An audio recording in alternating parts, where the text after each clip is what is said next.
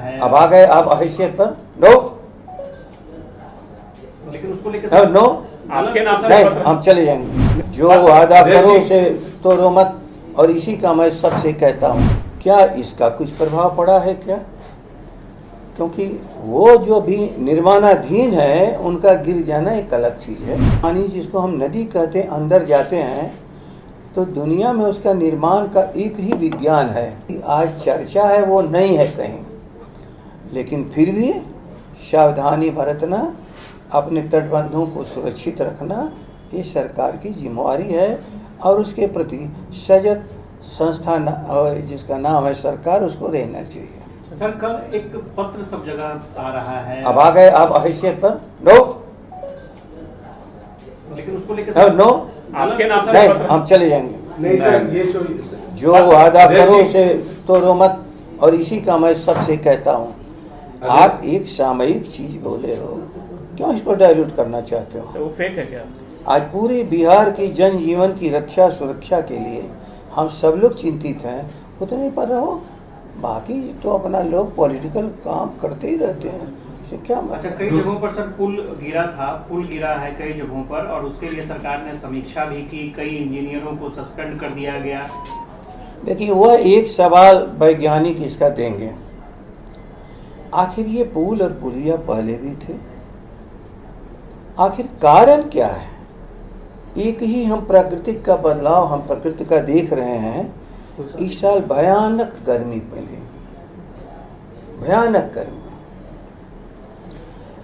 क्या इसका कुछ प्रभाव पड़ा है क्या?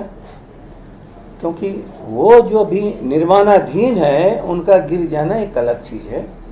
निर्माण में गलती हुई होगी, लेकिन 10 साल, 15 साल, 20 साल जो टेस्टेड स्ट्रक्चर्स हैं, आखिर किसी भी हम बहते हुए पानी जिसको हम नदी कहते हैं, अंदर जाते हैं तो दुनिया में उसका निर्माण का एक ही विज्ञान है कि हम पानी के प्रवाह को बहने के लिए रास्ता देंगे।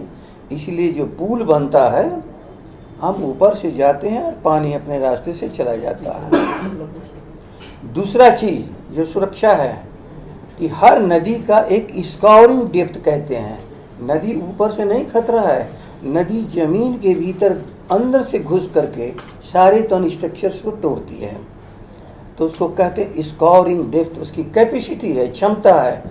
तो हम उससे बचाव के लिए उसकी जो क्षमता है उससे नीचे तक जा करके अपनी सुरक्षा को सुनिश्चित करते हैं।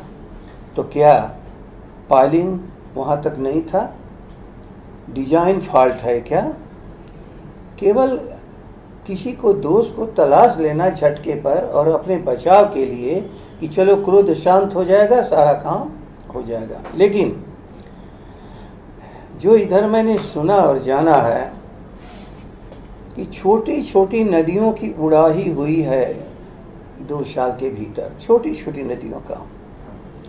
और उड़ाही में केवल उड़ाही नहीं हुआ, उस मिट्टी को भी लोगों ने, तन ठेकेदारों ने बेच डाला। तो मान लो कि यदि हमारी नींव 20 फीट की हो और 10 फीट 12 फीट उसकी मिट्टी को कोई निकाल लेगा, तो नींव तो हमने कमज़ोर कर दी। जब नींव कमज़ोर कर दी तो जिस सारे सावधानी पूर्वक हमारे ढांचे बने हैं, उस ढांचे को तो आज हमने बात को बिगाड़ दिया।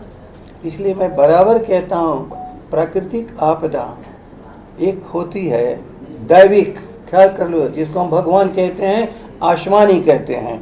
आसमान से बरसता हुआ पानी, आसमान से गिरती हुई बिजली भयानक बाढ़ का कारण बनती है। एक होती है स्वयं सुल्तानी आपदा, माफ़ करना शब्द को जरा ठीक से ख्याल करो। एक होता है प्राकृतिक आपदा, आसमानी आपदा, एक होता है सुल्तानी आपदा। हम प्रकृति के नियम को तोड़ेंगे, अपनी रक्षा सुरक्षा स्वयं हम खत्म कर देंगे, तो ये हमारी सुल्तानी आपदा है, राज्य का दोष है। अब इसमें कहाँ क्या मामला हुआ है, अब ये लोग हमारे बताएंगे। तो जो पानी के वैज्ञानिक हैं कि क्या हमारी पाइलिंग जो अब स्कॉरिंग डेप्थ है वहाँ तक हुई थी कि नहीं हुई थी, क्या पानी का प्रवाह दिया गया था रास्ता कि नहीं दिया गया था। लेकिन उसकी सुरक्षा तो करनी पड़ती है। किनारे किनारे बाकायदे प्रोटेक्शन होता है कि नदी इसके भीतर ही